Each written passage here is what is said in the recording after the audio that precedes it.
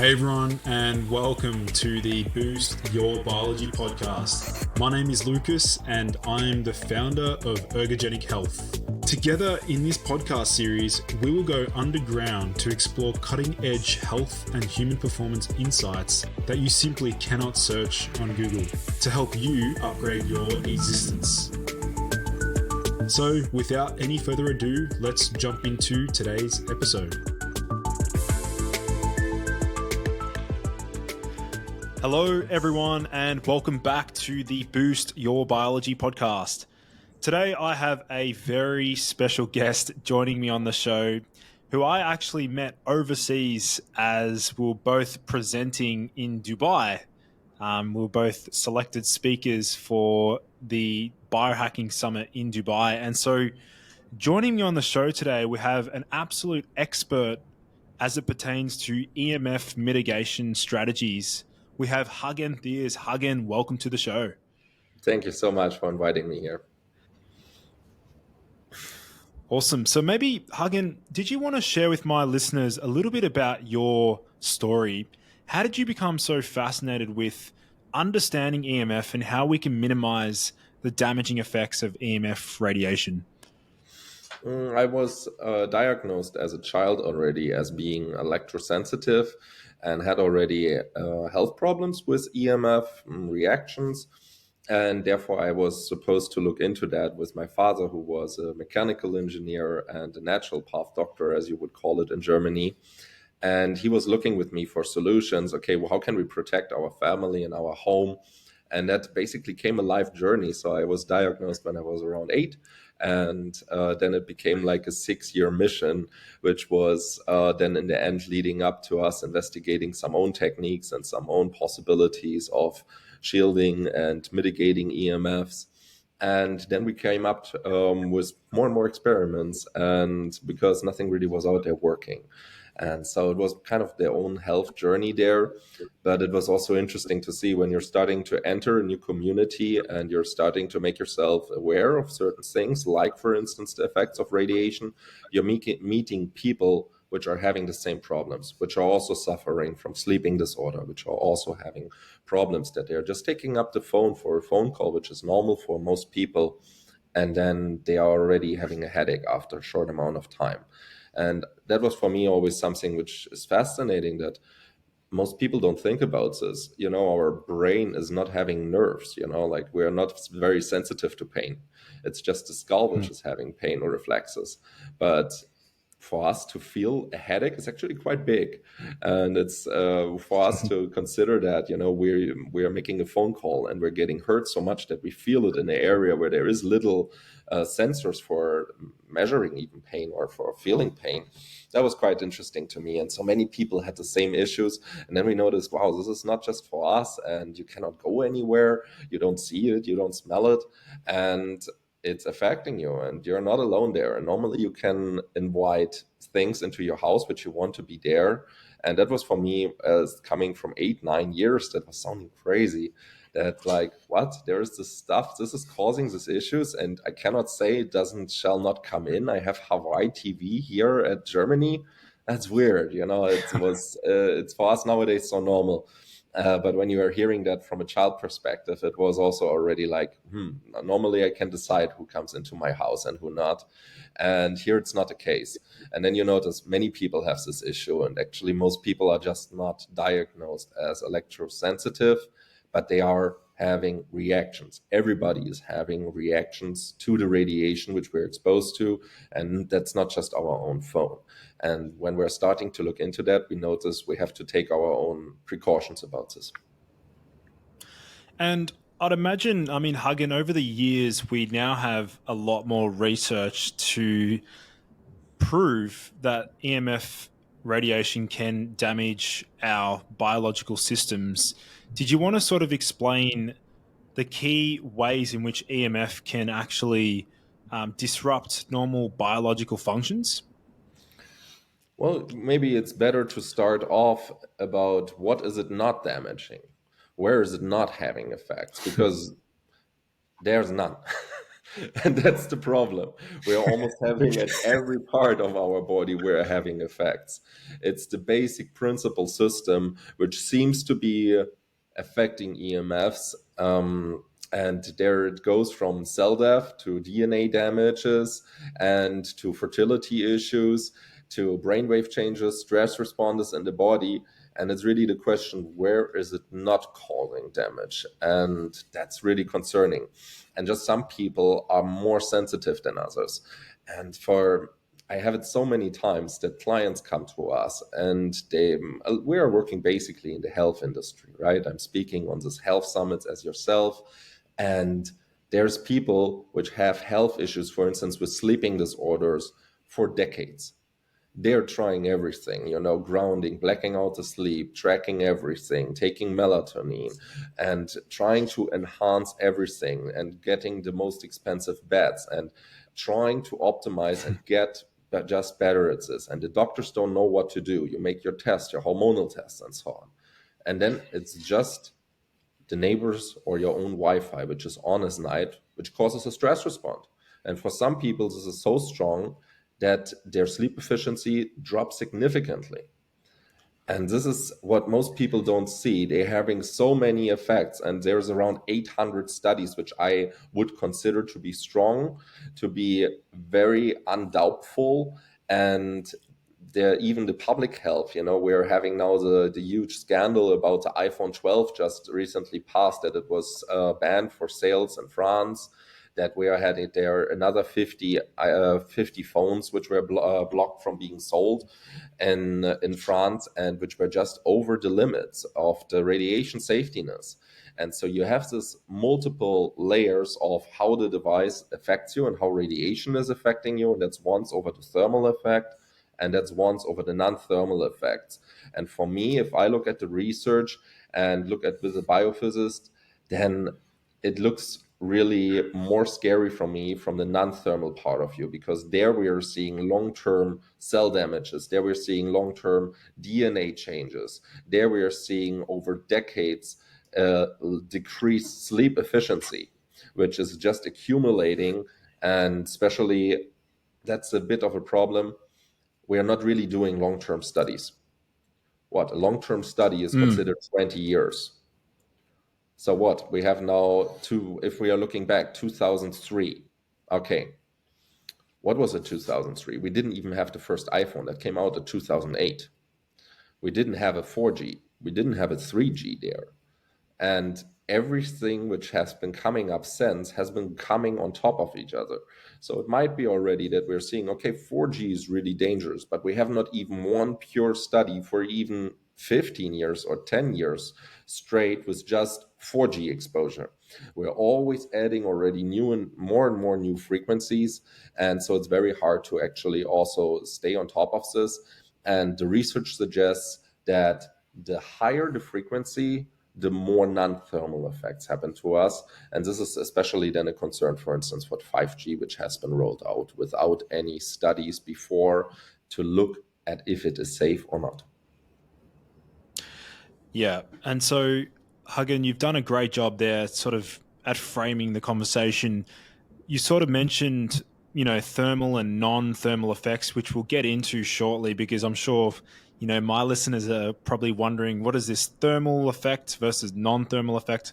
But before we do, maybe did you want to explain some of the common household devices or appliances or technology that really does have a potent EMF, frequency emitting effect? Did you want to sort of explain, what are some of these items that we need to be careful of? For me, the three biggest things are obviously its phone is the first. The second one is Wi-Fi. And the third one is smart gadgets, wearables. That's for me the three biggest things which we have an influence about and which we should be mindful about. And that's for me the three most important devices. We are obviously always affected to the Wi-Fi's neighbors, to the Starlink 5G network, for instance, if we are living in such an area already, to the radio frequencies, to all these different radio frequencies. All our communication is based on radio frequency, which is radiation. And so we have to just be aware of that, that there is almost no escaping from that. And that's what I was referring to earlier. We have not a choice of saying, oh, I don't want Starlink 5G in my living room, and this is a real big problem. So, and therefore, those three things is where we have a lot of possibilities about. And this is what I would say for the peoples which want some free hacks, like I guess your community too. Use your phone less, put it in flight mode if you don't need it, and then also use, for instance, voice recordings instead of a normal call, or use a text message. I'm usually recording a couple of voice messages at the same time, and then I'm turning on off the flight mode in my phone. I put it somewhere else, and then it's uploading all of the voice messages, and a few minutes later I come back and just turn it back into the flight mode. So I'm not carrying it online with me all the time. I'm just using it a little bit more mindful. Now I'm doing the recording with you, and I'm just plugged in here with the Ethernet on my computer instead of using the Wi-Fi. So I turn off my Bluetooth and my Wi-Fi here on my computer, and I use a cable instead. Cable is faster and is your friend for any EMF downgrade. And then most importantly for me is turning off the Wi-Fi at night. And for instance, you can use like an electric timer for that your electric plug where the Wi-Fi router is plugged in, that this one is shutting off automatically between 12 and 6 a.m., for instance. Some things like that make your life already a lot easier and will start to lower the EMF exposure which you have. And also, for instance, if we're speaking of a non-thermal effect, you can also just use a different phone which has a lower SAR value. There are some great options out there as well, which are just not having the high thermal effects on our body, like, for instance, an iPhone or a modern Samsung. And what about in terms of the rolling out of 5G? We have it in Australia, obviously, and I'd say 95% of people walking around here have 5G enabled on their phone. Did you want to sort of explain the differences in terms of the potency, I guess, the damaging effects comparatively to, like, let's say 4G or the previous versions, 3G, for example? Okay. So maybe we start with a small example there and a question to you. Let's see how good you were reading into EMFs. What do you think? How big is the difference? How many times is the difference between our natural frequency in our body, which is like, for instance, 10 hertz, and for instance, 10 gigahertz, which is a frequency which we can be using already nowadays with 5G? What is the difference there? How many times is that the difference? When our brain communicates around 10 hertz, for instance, and then we have a 10 gigahertz outside 5G. What's the difference there? How many times? 100, Jeez, I would 1,000, million, guess more? 10,000 is my guess. Okay, it's a billion. Jeez. Nine zeros. 9 zeros. Wow. And this is what it's pointing out. The difference between our signaling in our body is happening exactly the same way, like basically a cell phone.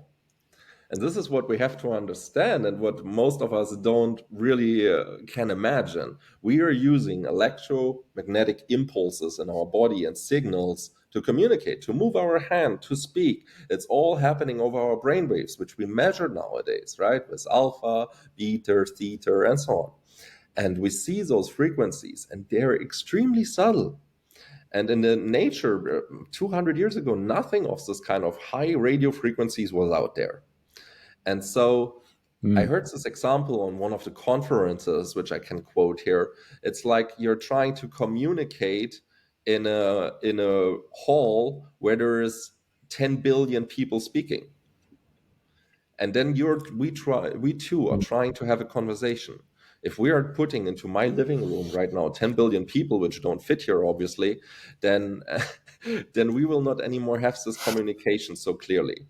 And this seems to be one of the pathways how it can happen, that actually communication is just being disturbed by being too much noise around. And so that seems to be one of the principles there. Another part about 5G is, so we have to understand just what I tried to point out here is the frequency is so much higher. We are using in the United States usually now 5,500 megahertz, which is 5.5 gigahertz, and we are going up to 40 and 100 gigahertz already. And it's very crazy what is developed there in this kind of signals and in this kind of frequency heights. So what else was concerning me there? And I don't know, do we have the option here to put in a picture here in the video? I will send you one. Otherwise, for your listeners, I will explain it. So I was on this 5G conference, and all the world's leading professor like Paul and Leonard and all of those, they were all there, and Hardell, and which have done the most research on the subjects, and they were speaking about the dangers of 5G. There wasn't a study done on 5G from the public, from any health institution, from the FDA in America or anything, or FCC. There was nothing out there which has been done to see, okay, is this stuff safe? We have already research suggesting that 4G and Wi-Fi is harmful from the not thermal part. So what about 5G? So there was nothing done there.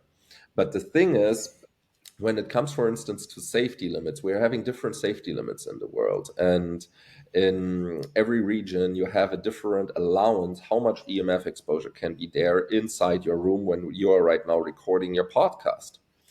And for instance, that can be, for instance, 2 volt per meter. And in the United States, it's 10 volts per meter, which is already 5 times higher.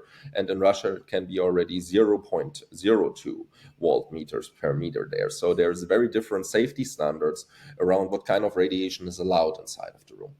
But the thing is, this telephone is always communicating around 200 times per minute with your next cell phone tower. 200 million times, it's saying, responding 200 times a second, it's communicating what is going on and transmitting the data. And it's always telling how much field strength it has. And the thing is, with 5G, we're having usually around 12 antennas on one mast. And when you are walking inside a subterranean parking lot, for instance, or you're just in an elevator where you're normally not having any kind of signal because you're almost in a Faraday cage, you're having a crazy amount of concrete and so on beside you and around you, and signal is blocked, and you're having a call, then the 5G tower, if you're connected to 5G tower, it notices, wow, your signal strength is really low. So what it does is it's forming a beam, and this is not a conspiracy theory. This is from the official sites, confirmed and presented, that they are trying to boost your signal by forming a beam with multiple antennas to increase your signal strength and your electromagnetic fields at the point where you are making the call. So you're standing, for instance, in an elevator, you're registered to a 5G tower, and the 5G tower is just beaming a huge amount of EMFs towards you, so that you have a better signal and can communicate and have the data transferred. But the thing is, what is in the line? And this is what, when we show here in the picture, you can see it basically. But when you're looking inside of the line, there is a line of fire basically. Everything which is between you and the elevator and the 5G tower, and there can be birds, there can be a person sleeping in their apartment without any EMF, turning off their Wi-Fi, turning off that. There can be a child on the balcony or just in the park walking out without any of the concrete around. So, and they will have up to 1,000 times of an exposure of a 5G frequency above the safety limits, because the safety limits are registered at the point of the phone and not in the line of fire. And this is something which was most concerning then to me about the 5G, that you're having these 5G beams which can be created. And even if you are completely mindful about how you interact with 5G and about you shutting your own phones down, you're having this collateral damage which you're exposed to. You know, you've done a great job there, obviously outlining some of the deleterious effects that can occur in terms of exposure to the human body. Maybe, Hagen, did you want to sort of explain, you've already outlined some simple strategies for people to minimize the damaging effects. Some people believe, and I understand this because I've spoken to you about this, and my brother also asked you at the conference, I think was around those stickers that people put on their mobile phones Did you want to sort of debunk these and explain how these will not have, any effect? There is, from a technical point of view and from the physical point of view, there is only three ways to protect yourself. The first way is to limit your exposure, which is what we have covered already. But we're coming very early on, we're coming to some limitations about how we can reduce our exposure from devices which we don't have access to. I have been at multiple cell phone towers. I never found the turn off button at the bottom of them. I can never go there at the evening and just turn off the cell phone tower next to my house. It's just simply not possible. So we have limitations there. The next possible way is shielding. And shielding has to be done very accurately, because if you're not doing it right, and an electromagnetic frequency radio wave passes through the shielding, and then you have everything shielded and it stays inside, and it's kind of mirroring, reflecting inside of the room, and then it can make it worse. So you also have to do shielding precisely, and it can be quite costly, like 5,000-10,000 euros for a room, like a bedroom can be spent on a shielding. And then there is a possibility about depolarization. And this is basically dispersing radio frequencies on a bigger area. And this is why then the electromagnetic field density drops, because it's more dispersed. And then the body is also not anymore having such a pressure and local problem, but it's more spread out, and the body is starting to react. This is the three things which you can find in the physics books, which is proven by physics, which you can read with a meter, and where you also see the biological effects, which you can read studies about. And there it stops. There is nothing coming after that. There is unfortunately no principle of okay, I harmonize a frequency. Well, okay, what does harmonizing then mean? Okay, then they are saying, okay, we are changing the way the wave spins, or the frequency, or something like that. And you're like, then it doesn't have any more signal. I was meeting, finally, I live now in Dubai, and I met a guy here who was selling those stickers in a very big way. And I met him in the gym, just in the same house. And we were talking, and I knew the company very well. He was selling those stickers for. And I asked him, why do you think they work? How did they work? And he told me, well, it's like this. You know those noise canceling headphones which you wear in the airplane, and you turn them on and then they shut the noise off? And I said, sure, I do. And he said, well, they are doing that by having a microphone inside, and by registering the frequency, and by then giving off the same frequency again. And that's why it's going away. And that's why this turbine noise is going away. And I said, yeah, that's right. It's really accurately saying. And he says, yes, and we're doing the same thing. And I said, and what would that mean if your device is doing that? Well, I don't know. And I said, well, then your signal would be blocked. You wouldn't have any more Wi-Fi. You wouldn't have any more reception on your phone. If you're giving off exactly that, that's what a jammer does. That's what a real device does. It's sending out the frequency, and then you don't have any more because it's interrupted. It's disturbed the field, and then it's actually not anymore usable. So if you put this on your phone and it still has signal and still has the same reception, then it's not doing that. Because if you're turning your noise canceling headphones on, and the sound just stays the same of the turbine, of the noise which is around you, you wouldn't also be happy, right? Well, that's true. And it's very easy to display that there is no functionality behind it. And there is not on one sticker company or on one of those harmonization pendants or something like that, there is a strong peer-reviewed study from any university. It's just not existing. There's no study out there, and it's not a wonder, because there's two things which we have to remember. First of all, is those are expensive. Second of all, you need studies before which are indicating that there is an effect. That's the next thing. And then the third part is a physical principle. So it's like there is no physical principle. Why it should work? Sorry, one moment. I have to plug in my battery. Sorry, it's just running out of charge. Give me a sec. I'm going to hit. Just give me a sec. Wasn't actually plugged in. That happens. It's still recording. I'll just get them to snippet it out. It's going really well so far, though.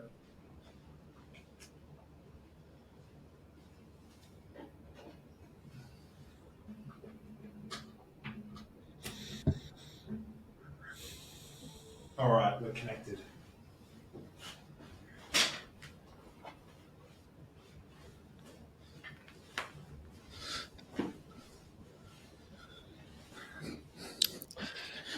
So the Audio thing is, audio check.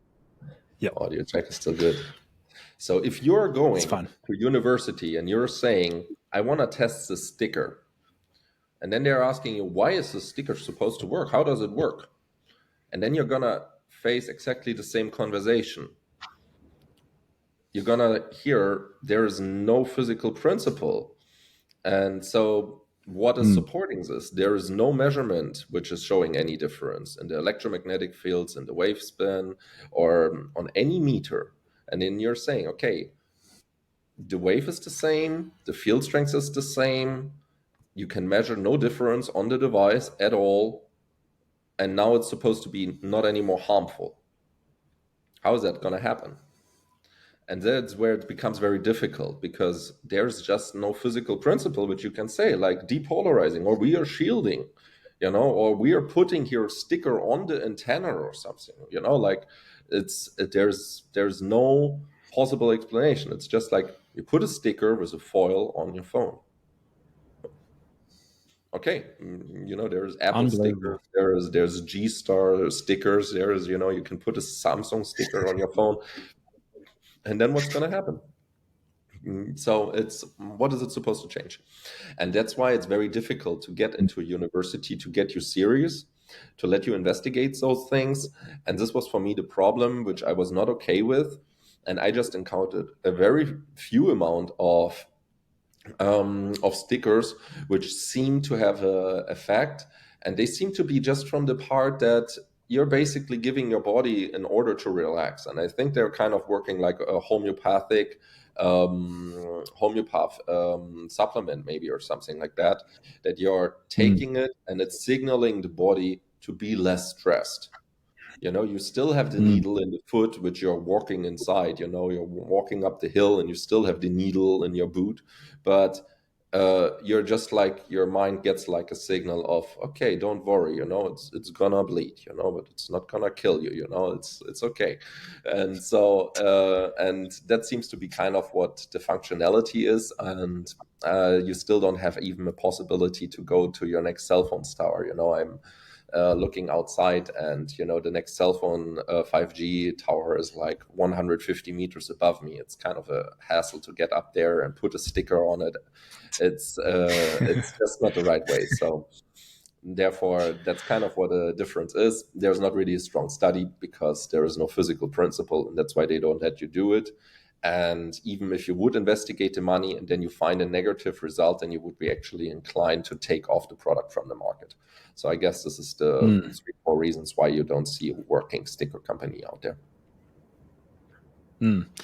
And as far as you mentioned this dispersion. One strategy is like to disperse the EMF frequency.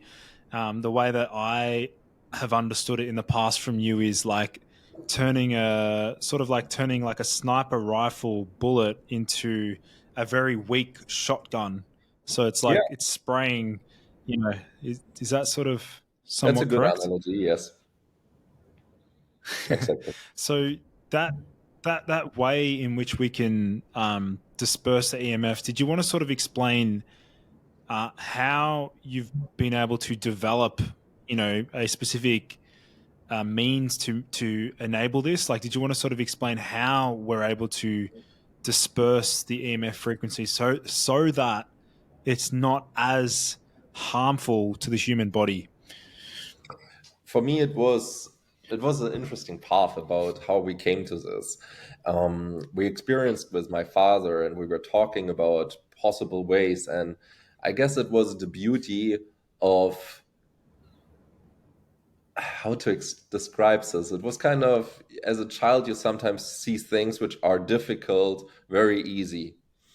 And sometimes you can ask very stupid questions which still need to be answered, and where you find very interesting answers.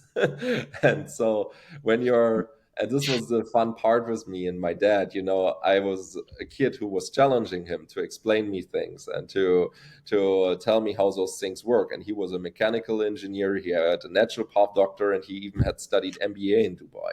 So he was a very educated man with which was very intelligent, of course.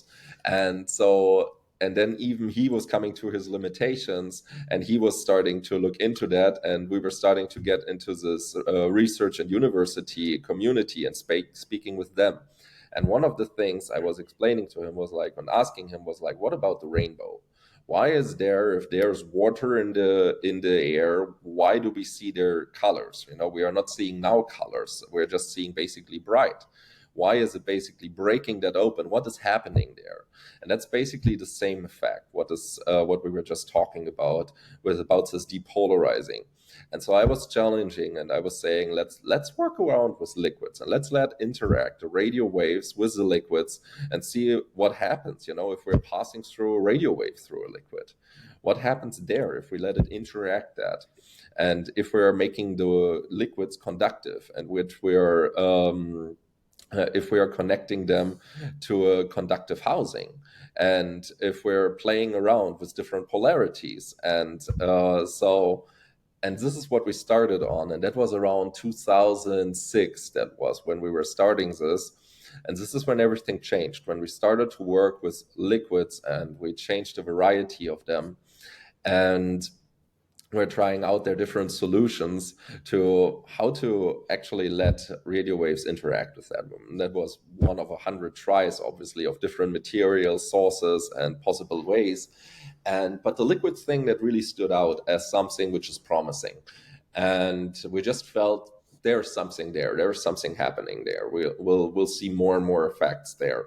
And when we then changed for prototypes for this kind of concept, then we noticed, wow, we always had this electrosensitive community which got some prototypes, and we're supposed to fill out some surveys, like how happy they are, what's happening with their sleep, and so on. And then when we changed to this liquid, and we were working on this liquid for like a year or something with researchers from Milan and with the University of Milan in Italy there. And then we changed the prototypes and we gave them to the people, and then they didn't want to give them back. And they were speaking about it with their friends, and they were like, can we try to? And we were like, you have to give it back. And they're like, no, we sleep. So this is working, and you gotta leave it to me, and this is when you noticed, okay, we're onto something. And I then had a very different path, and there was some family stuff going on, and so I left Germany. I ran off home basically, and I was going into the nature of Finland and living there for multiple months without cell phone signal and without any tap water, electricity, or something like this, in the national parks and some wilderness cottages. And so then, that's why this kind of path which I was on with my father stopped there. And a few years later, I picked it back up. And then there was actually a 2015, there was actually the studies coming out from the University of Athens, which then studied and published exactly this principle, that if you can depolarize radio waves and if you're letting them pass to solutions, and they were also playing around with different solutions like us, that actually what is happening is they were measuring that, okay, the spin is changed of the wave, and also it's dispersed on a bigger area. And so if you therefore have not anymore just the whole energy on the sensor, which it was before, but now you're having a disbursement that also energy is basically not anymore hitting the sensor. Obviously, the sensor is going to register a drop in the field strength. And they were also then testing rats and mice, and they noticed that not anymore the biologic side effects, which happen normally from polarized EMFs, are happening anymore. And they were calling this natural versus man-made EMFs also, and which is a different term, which is more, usable than depolarizing. And so they were measuring then that there is not this non-thermal effects happening. And so that was 9 years after we have started to work on this with different researchers and started to work with these prototypes. And so we had a big advantage since we was creating a special conductive liquid, which is even more enhanced than what was the glucose solution, which they used in the University of Athens. And so that was our journey there, and was a lucky find between, the challenging words of of me as a younger child and my father, and challenging him to explain me those things. And then in the end, we found it there over the liquids and how it's actually happening, that the prismer of the water is splitting up the rainbow colors and so on. So I mean, it's an incredible journey, and I think, a lot of people are going to appreciate, what you've been through, and I'm sure you've been through a number of major setbacks and hurdles, and, you've had to build up such an enormous amount of resilience over time. I mean, what's, really kept you motivated? What's kept you so driven to stay on this path? It's people need help there, and there's nothing out there really which is working. And I had this interesting. I can give you an analogy how that is in the EMF industry. It was for me already as a child. My father was bringing all this stuff, and nothing worked. And I was even mad what kind of money he spent on things which didn't work. Like he bought basically a huge sticker box and put it on the main line, and it was like 5,000 euros in 2006, 4 or 5, something like that. And it was a sticker for the house basically for like 6 grand, which is now probably like 12,000. And nothing worked. And it made me mad. It made me really mad that you don't find help there. You spend money there and it doesn't work. And so many people have that. I read the other week a study and they did a survey about electrosensitivity in Munich, one of our big cities in Germany. And they found out that 20% of the people have all of the symptoms of being electrosensitive. And they questioned 20,000 people. And nobody knew about it pretty much. And I think that is very often occurring, that most people are having a reaction of being electrosensitive and they don't know about it. They're not diagnosed for it. They just think their sleep is bad. They just think it's normal to have headaches. They just think it's normal to have a stressed hormonal system which isn't working, and that your body is not working functionally right. And they think it's age and this, and they never know that it's really this invisible stuff which is just slowly really hurting them. Do we think that majority of the negative effects that people experience, a lot of them seem to be like neurological related, like CNS, central nervous system driven? Is there a potential like explanation as to why that might be the case? The brain is particularly sensitive. Like why do we think it's mostly neurological issues? Well, basically, it's very hard to measure that. And the studies, they are showing even bigger effects on more clear sensor pathways and reaction pathways to measure. For instance, we have very clear study about fertility, that it drops by around 80%, 80% drops in males when they are using their phone more than 2 hours a day. And this is done from the National Health of the Institute for Reproductive Medicine in the United States. It was a huge one. And we have I read the other week a study which was showing basically the rise of glioma, brain tumors, in the last almost 30 years. And they were looking at where the people use the phone and where the glioma is occurring. And it was at the areas of where the phone was there. The people had in no other area of the brain, they had an increase in brain tumors and brain glioma. But at the area where they used the phone since 1995, it has increased over 400%. Just at the area where we use the phone. and that's severe. And so there is this studies on this very big things where you really see the strong effects, which are very concerning. But the pathways and the brain waves and central nervous system is much harder to get a clear study result on. Many suggest, and I assume so too, that this is because of this constant noise which we have around us, that this is exactly what's going on. And there is an interesting study on that, how that pathway which we were explaining about having this noise around us is actually working. But it's very hard to study that and pinpoint it. And in the end, we know what kind of diseases it's producing, and we know it's harmful. And in the end, right now, there is a bit of debate, and we see multiple pathways how the EMFs are damaging us. But maybe that is not so much what we need to look at. We need to look more and more into ways to protecting us, instead of why is it actually doing that. If it hurts you, if it causes damages in you in this and this and this area, then it's time to change something. And we don't, sure, if we figure everything out perfectly, then it will help us also produce more protective measurements. But as far as now that the lobby is against us, that the government is earning some huge amount of taxes from this industry and sales, then as long as that goes, we'll not see a big change. And so therefore, I believe it will take a while, and the pathway is one stress question. One very interesting pathway is the build-up of calcium that the sensor is influenced of our cell, which is gating that the extracellular cell liquids is going into the intracellular liquids, which is causing them in the end cell death and pathophysiological effects. And so therefore, there is this pathway which we can see, which is having basically effects on everything. And I think we now need to look how to protect us.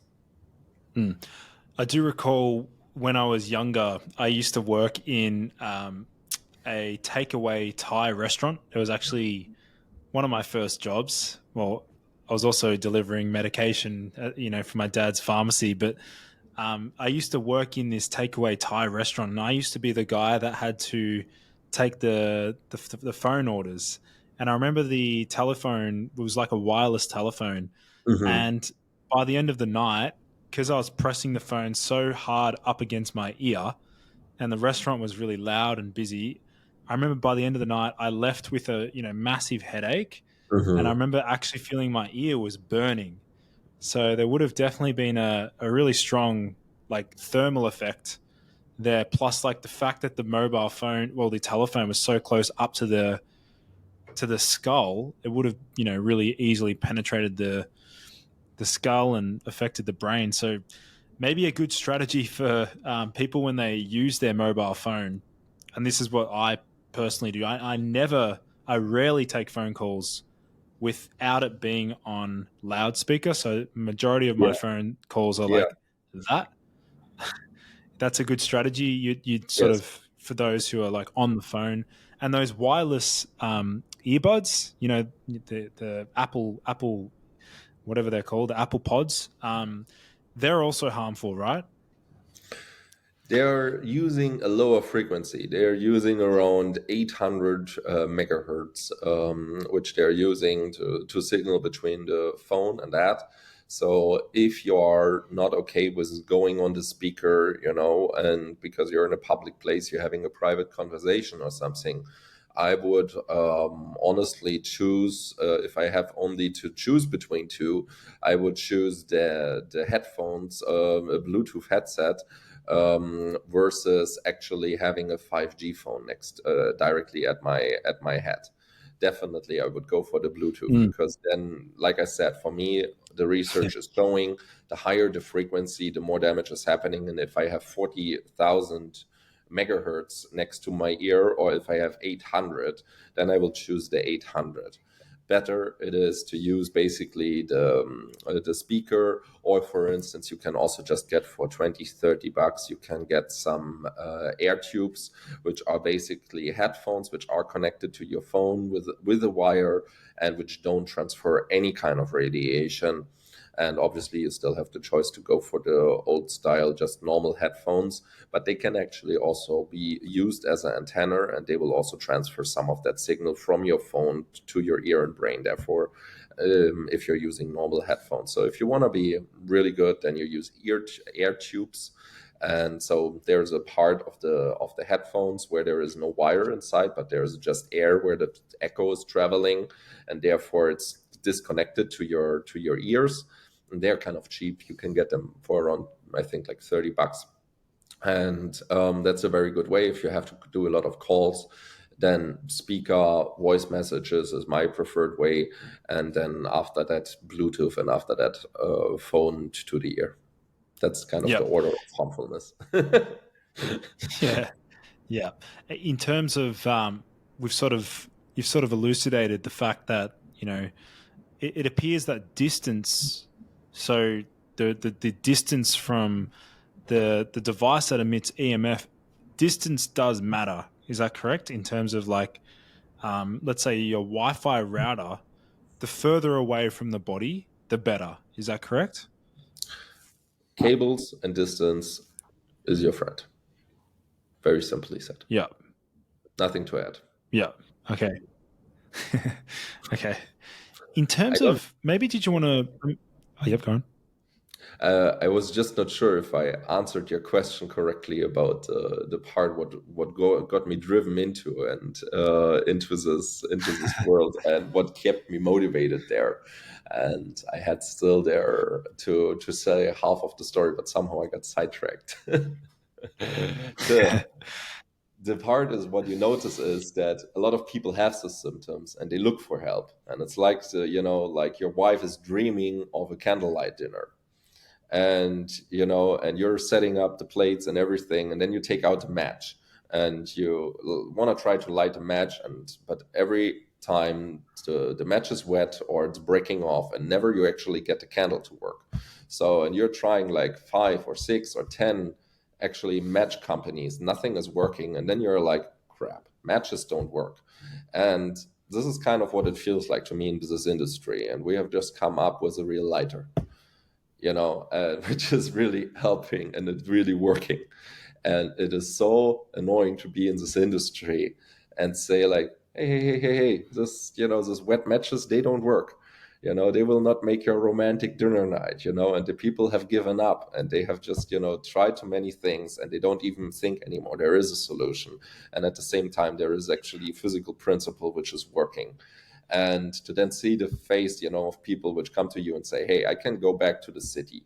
I can go back and go to a normal job, and I'm not anymore, expelled from society, and I start now sleeping better. I have, just for a normal person, which is track your sleep efficiency and look at your sleep efficiency. And I assume many of your viewers are having some kind of tracking. If you have any time a sleep efficiency below 80%, and you're starting to take the EMF mitigation devices, for instance, which work, then you will see a sleep efficiency improve. And that can be huge, which I noticed is like, if you're something between 60 and 70% sleep efficiency, it goes up to like 75 and 80% and sometimes more.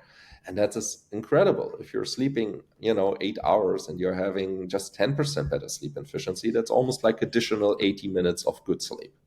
And that is fantastic. It's changing your life quality, and it adds so much time and energy to your life, which you can use for good.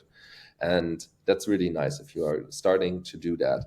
And so when you're hearing then the customer reports and people which are really having the problems with EMF, and they start to have dealt positively with their sleeping disorder, hormonal disbalance, and they actually can go to work again, then you're actually feeling some real proudness, and you're on the right track, and it's worth the fight.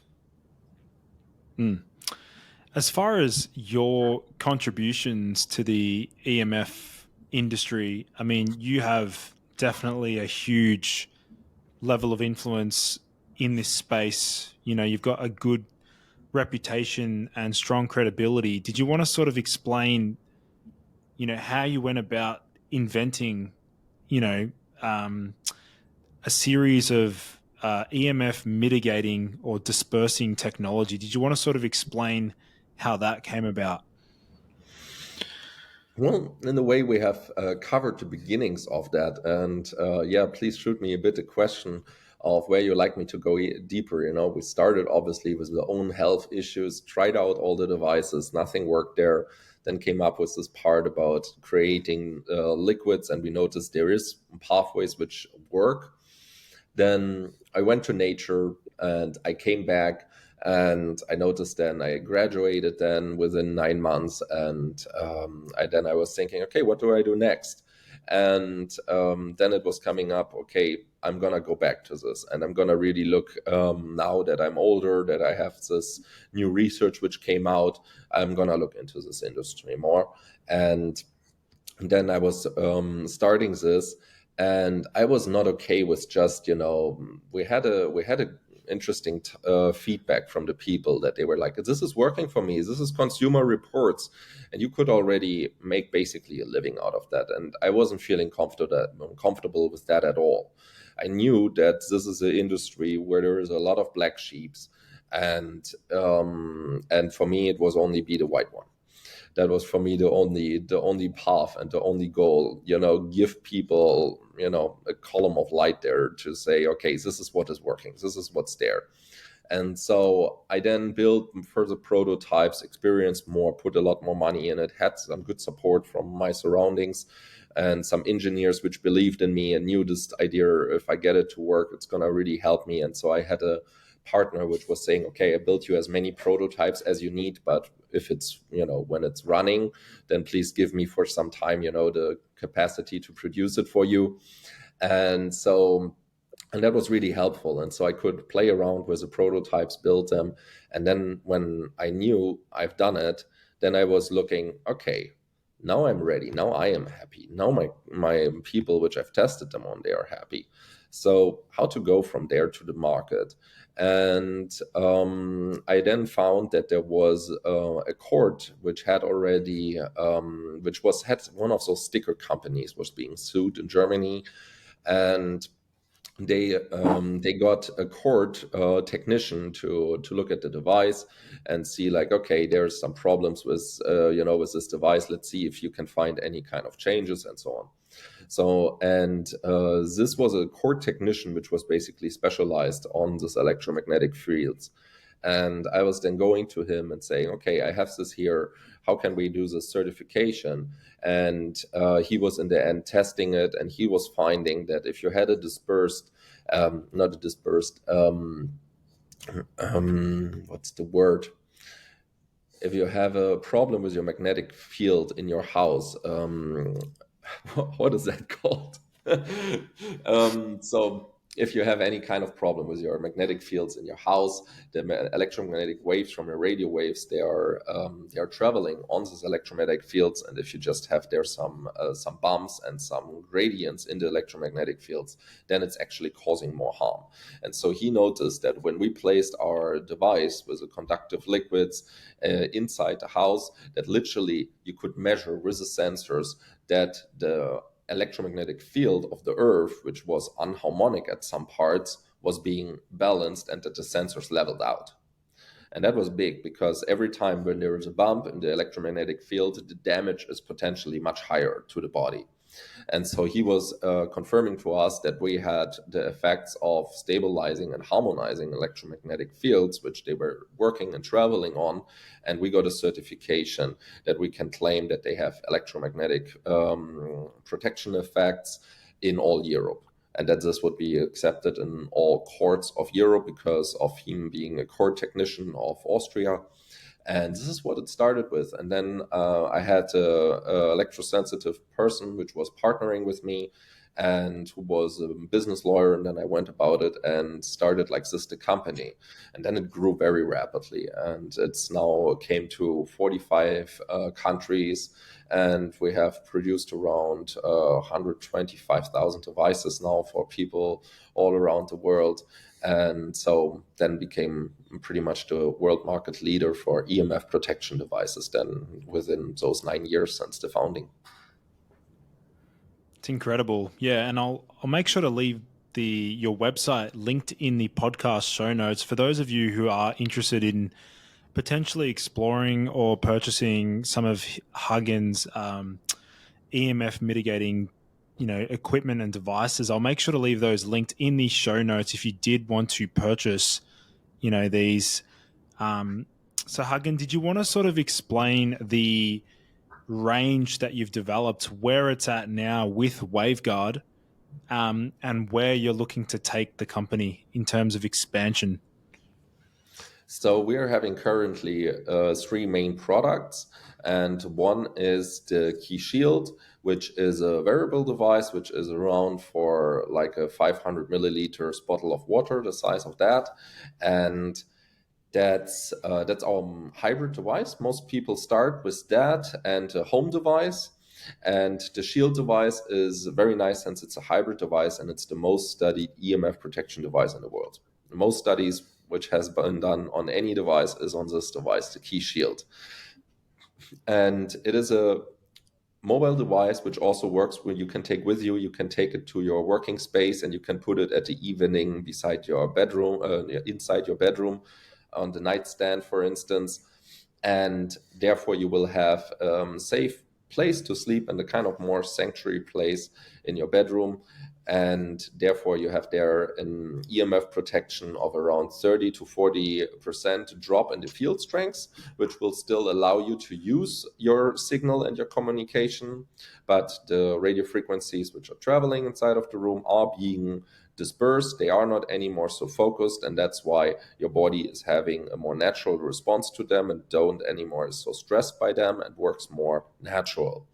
And this is our Key Shield. People take it to them at daytime to work, and at evening they put it usually to the bedroom, and therefore they have a very convenient all-around device, and we sell that for $1,195.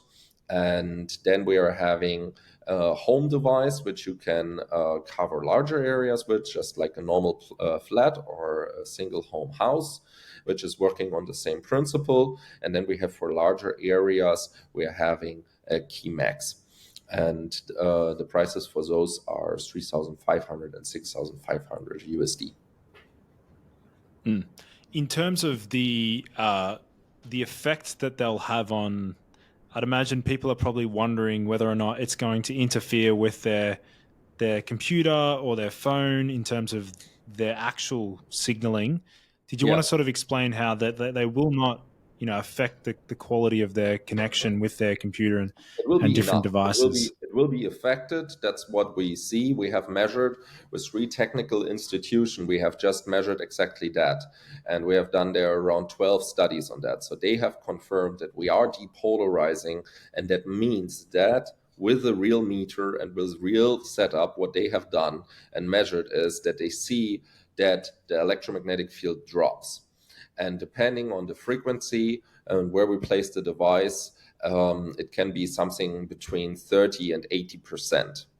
But still, the 80% less signal is still actually allowing you to have a call and to watch a YouTube video or something like this on your phone.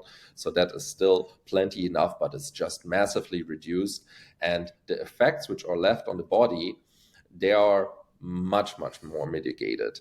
So WaveGuard was the first company in the world and any institution basically in the world which was publishing a 5G study. When I was noticing and on this conference, I was seeing this incredible research about radiation and about the concerns from all the best in the world about the dangers of 5G, potential dangers. And I was like, it cannot be that there is no studies.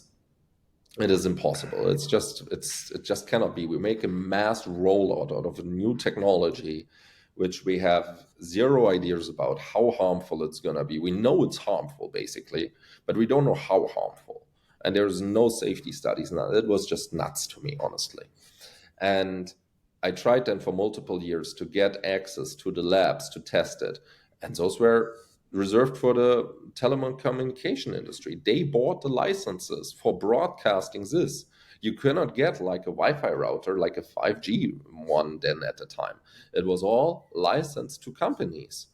And you could not register it, measure it, study it, and they wouldn't give you access.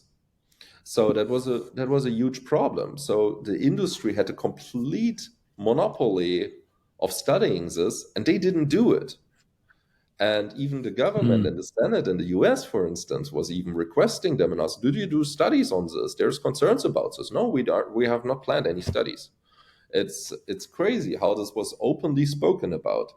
And so then I was saying, okay, let's do something there. And as soon as I found a possibility, I was immediately going for that. And I was initiating a study in order to study it from a cell institute in Germany. And what they were investigating was human skin cells, fibroblast cells. And basically, what they were replicating is a small damage in the cell tissue, in the skin tissue. So, like for instance, if you're cutting yourself with a knife in the kitchen and you have there a gap which needs to close over a couple of days, has happened to everyone, so we know how to can relate to that. And basically, this is the kind of setup they investigated. And they had 3 scenarios where the cells had always the same size and the same density, and they were in a small dish, and then they were watched with a microscope how they are actually dividing to close the gap. And in the first scenario, there was 0 EMFs inside of the room, 0, just the electromagnetic field, basically. At the second one, there was 5G without any protection, but there was even 5G inside of the room. And then you had the third one, which was 5G and a key shield device. And the healing time, when there was no EMF fields at all inside of the room, the healing took 24 hours. When you had 5G inside of the room, the healing time went up to almost 96 hours. With a key shield device, it was 26 hours of healing time. So almost as if there was no EMFs at all inside of the room. And this is aligning and also representing the studies and the findings of the University of Athens, which came up with this whole depolarization part in 2015. And so this is what is making us very different from WaveGuard. We have the physical principle, which is written in the books. We have the world's best technical institutions like the TÜV and D&B engineering and so on to have tested and say, okay, there's depolarizing and electromagnetic field strengths dropping. And then we see, okay, you have this mitigation on this principle, and you know from the university, if that is happening, then also the non-thermal effects, they are also the stress responses in the body, they're also not anymore so strong. And so then we were studying that with 15 studies, and we also got it confirmed there that the body is not anymore acting so stressed. Like, for instance, there you're still having a signal of 5G inside of the room. It's reduced, but what is left is not anymore nearly as harmful because the healing time went down from 96 hours to 26 hours pretty much. It's incredible. Yeah, and I'll make sure to leave that study linked in the podcast show notes. If my audience wants to check that out, I'll make sure to leave that linked so people can access the study, read that in detail, and understand the mechanisms. It's a nice video, and you can actually see on our homepage, you can see the studies where you see the time-lapse video of the actual cells through the microscope of the 24-hour time-lapse video. You can see it actually on the website in the study. So that's very nice. It's not just you have to do a boring reading of a study, but you can indeed also see the actual footage of the study in the time lapse, and that's really nice. And we also got this study published, and so it's a published study and was the first one of the effects of 5G on the humans, or basically human skin cells. And there was nothing close to that out there even. We didn't have any other 5G studies with any part of human cells in any way. And not even on the human body or something like that. It was just incredible. And this was the first one which was being launched. And so that was a very big step. And now a lot of universities have reached out to us from Canada, Italy, and Dubai to actually help them with also replicating the study. And the effect in the cell study, by the way, we replicated 13 times. And the mitigation effect, which I was referencing, is the average of the 13 experiments. And the professor, incredible. Yeah, so it was nice. In terms of the future your future goals, expanding the company, expansion of Waveguard. What do you have in mind? What are you wishing to accomplish for the future? Mm, I'm happy that how the way the expansion is going. We have set up this year a good base in Australia, for example, there that we have also now a warehouse in Australia, which is nice that we are expanding in more and more areas. And I think, especially in this area of the world, Australia and Asia, there is awareness about this issue, but there is at the same time not so many knowledge about the ways of protecting yourselves. So I'm happy about that we are working on that and going more into the expansion of Asia. And I'm the next few months will be launching a mobile device, which is gonna be the smallest 5G protection device out there in the world. So that's gonna be very nice. We had once a key mobile in the range of our products, and it was not anymore proven for. It was never proven for 5G. Basically, just didn't have the capacity of the depolarizing such high amounts of EMFs, and that's why we stopped to produce it. And took us now almost 8 years to develop the new one. And so that one will come out in the next half year. Been the longest project I worked on, I guess, and that one will launch soon. That part, and so there's some new products coming out which have a lower entry barrier, and which also gonna help you to have a mobile protection with Waveguard. Great, great. Well, once that's released, I'll have to get you back on the podcast for round two because today's discussion was phenomenal. I mean, I think my audience will have learnt quite a lot around the harmful effects of EMF. You always do such a great job at explaining things in detail. And, what I like the most about what you share is that 100% of what you say is scientifically backed. And so my audience will definitely appreciate that. So, Hagen, was there anything else you maybe wanted to share with my audience before we wrap up? Yes, it would be nicer to, if some persons have a question, if they want to reach out to us, they can also contact me over Instagram or something like this. That's maybe something which is nice that there they can reach me directly under EMF Coach. And there I'm also having a new project which is coming up about producing or equipping our flat here in Dubai completely radiation free. So that's also a very nice new project which is starting to come up. If somebody is interested in watching that, how it is possible to really reduce your electromagnetic fields in an apartment complex where you have 100 Wi-Fis. And this is now something. I'm born in Dubai, and now we came back here with my fiance, and so I'm very, very happy about that. And I was thinking, okay, now I know I'm not anymore living in the forest in a completely plugged-in home like before in Germany.